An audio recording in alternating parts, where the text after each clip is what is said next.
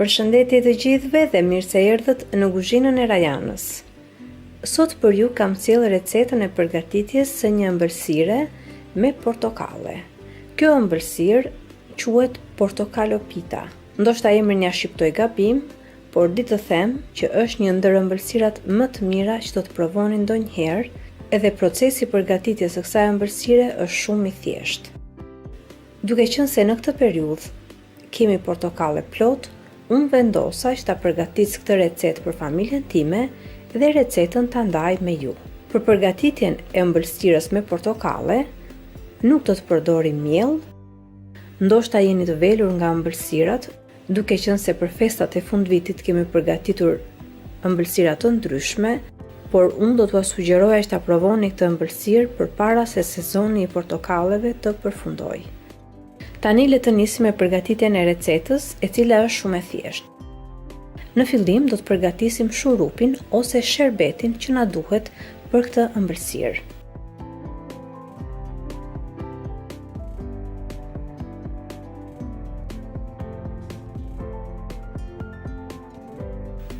Për sherbetin në një tenxhere unë kam shtuar 1 gotë e gjysmë me sheqer, gota është 250 ml, gjithashtu kam shtuar edhe 1 portokallë të prerë në pjesë, mund të shtoni edhe më shumë portokalle nëse keni dëshirë.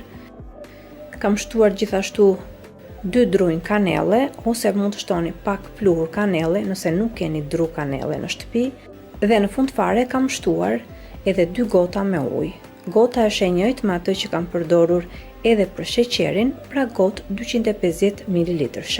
Më pas tenxheren e kam vendosur në zjarr mesatar dhe të gjithë masën e kam trazuar me një lugë në mënyrë që sheqeri të fillojë të tretet. Gjatë kohës që sherbetin e kemi në zjarr, i shtojmë edhe pak lëng limoni në mënyrë që sherbeti të mos kokrizohet. Dhe kur sheqeri tretet, tani sherbetin do e lëm që të zjejë në zjarr mesatar për të paktën 10 minuta. Pas 10 minutash, sherbetin e heqim nga zjarri dhe e lëm që të ftohet. Largojmë nga sherbeti drurin e kanellës dhe copat e portokallit.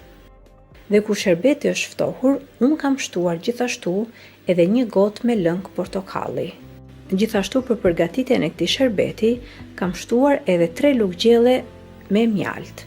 Kjo është totalisht në dëshirën tuaj, nëse nuk dëshironi, mund mos e shtoni fare, pasi edhe në recetën origjinale mjalti nuk përdoret, por mua më pëlqen shumë shija që merr sherbeti në këtë mënyrë dhe prandaj e kam shtuar. Gjithmonë mjaltin e shtojmë pasi sherbeti është ftohur në mënyrë që të mos humbasin vlerat e mjaltit. E trazoj mirë mjaltin me sherbetin dhe tani sherbetin e keni gati, dhe ndërkohë do të fillojmë të përgatisim ëmbëlsirën. Për ëmbëlsirën, në një tas do të hedhim 3 kokra vezë. Ju mund t'i rrini vezët me një mikser të thjeshtë, ose po të doni mund t'i rrini edhe me robotin e kuzhinës. Mos harroni që tek vezët të shtoni edhe sheqerin në mënyrë që vezët të rrihen edhe më mirë. Në këtë rast unë nuk kam shtuar shumë sheqer, duke qenë se ëmbëlsira ka edhe sherbet, prandaj unë kam shtuar vetëm gjysmë gote me sheqer. Gota në këtë rast është gotë 180 ml, dhe më pas vezët do t'i rrahim derisa vezët të shkumohen dhe të dyfishohen në volum.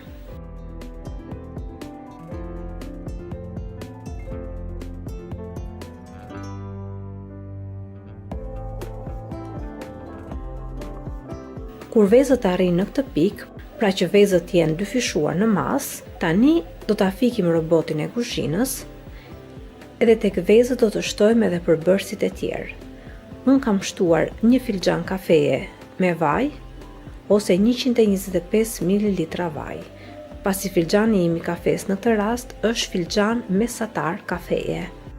Gjithashtu tek masa e vezëve kam shtuar edhe 1 gotë me kos, gota në këtë rast është gotë 180 ml. Gjithashtu tek masa e vezëve do të shtojmë edhe 1 filxhan kafe me lëng portokalli ose 125 ml lëng portokalli. Edhe më pas të gjithë masën e kam përzier mirë. Mos harroni të shtoni tek masa e vezëve edhe një lugë gjelle me baking powder ose pluhur fryrës që përdoret për pjekjen e ëmbëlsirave. Edhe kur masën e vezëve e kemi gati dhe e keni përzier mirë, tani do të filloj me pjesën tjetër të recetës, që është pikërisht përgatitja e petëve që na duhet për këtë recetë. Siç u thash, për këtë ëmbëlsirë nuk do të përdorim miell, por do të përdorim petë të gatshme.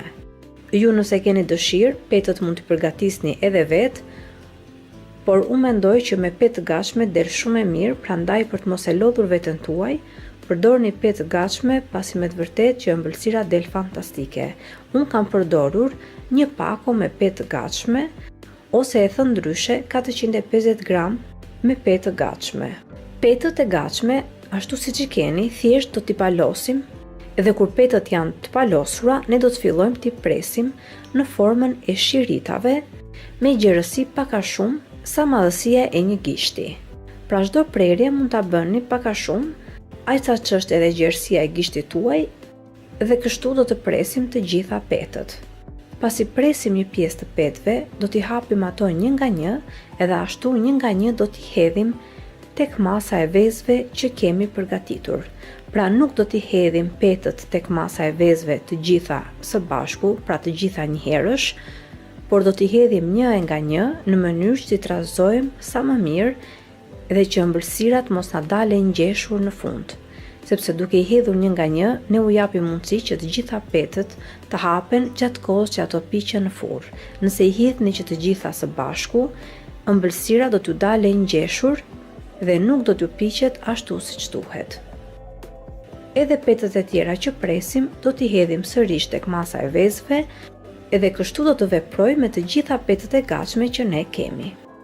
Mos harroni që gjatë kohës që i hidhni petët tek vezët, t'i trazoni ato me një spatull, t'i trazoni lehtë, pra duke mos i ngjeshur, dhe duke bërë një trazim të lehtë. Mos keni frikë fare, pasi të gjitha petët, edhe pse do të duket sikur nuk keni lëng mjaftueshëm, pra do t'ju duket sikur masa e vezëve nuk është e mjaftueshme për këtë ëmbëlsirë, do të shikoni që në fund fare, për këto përbërës që unë kam përdorur, petët që ne përdorëm do të lagen që të gjitha.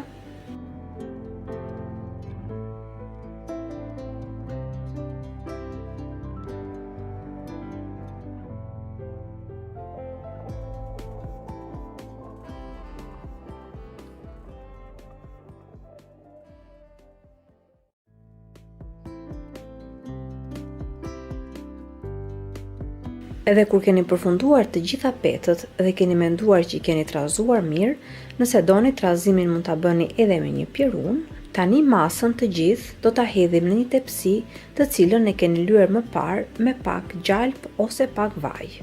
Mos harroni që të ndisni furrën në 200 gradë Celsius dhe ta lini atë që të nxehet derisa të përfundojmë të gjithë procesin e përgatitjes së ëmbëlsirës. Të gjithë masën e vezëve së bashku me petët e hedhim në tepsin ku do të përgatisim ëmbëlsirën dhe e nivelojmë mirë.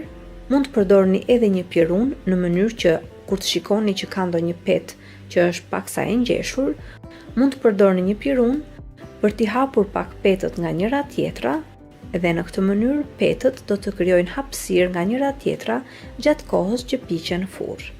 Do ta fusim ëmbëlsirën që të piqet në furrën e nxehtë në 200 gradë Celsius për të paktën 50 ose 55 minuta. Furra ime e poqi për kaq minuta, ndoshta furra juaj mund ta pjek më shpejt ose mund ta pjek edhe për një kohë më të gjatë, varet çdo gjë nga furra që keni në shtëpinë tuaj. Kur ëmbëlsira është pjekur për pothuajse 50 minuta dhe sipër ka marrë një ngjyrë të bukur të pjekjes, ëmbëlsirën e heqim nga furra, e lëmë ëmbëlsirën që të ftohet për të paktën 2 ose 3 minuta në mënyrë që t'i dalë avulli i nxehtë i furrës, dhe tani sipër i hedhim edhe sherbetin që kemi përgatitur. Sherbeti në këtë rast është i ftohtë dhe ëmbëlsira është e ngrohtë. Ja hedhim të gjithë sherbetin që përgatitëm dhe e lëmë ëmbëlsirën të pushojë.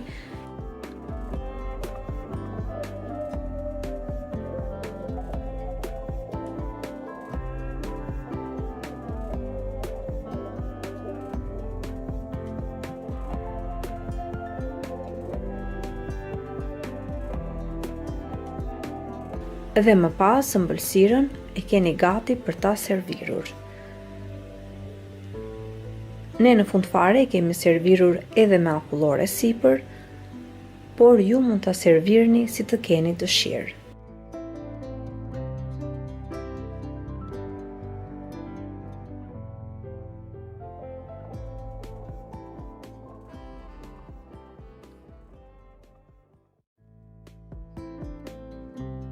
Ditë ju them që kur ta provoni këtë ëmbëlsirë, jam e sigurt që ka për t'ju pëlqyer shumë, pasi në këtë rast kemi një kombinim aromash fantastike, siç është shija dhe aroma e portokallit me kanellën apo edhe me mjaltin.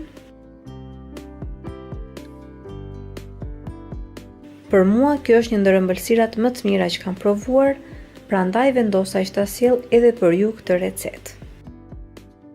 Kur ta provoni jam e sigurt që do të më jepni të drejtë.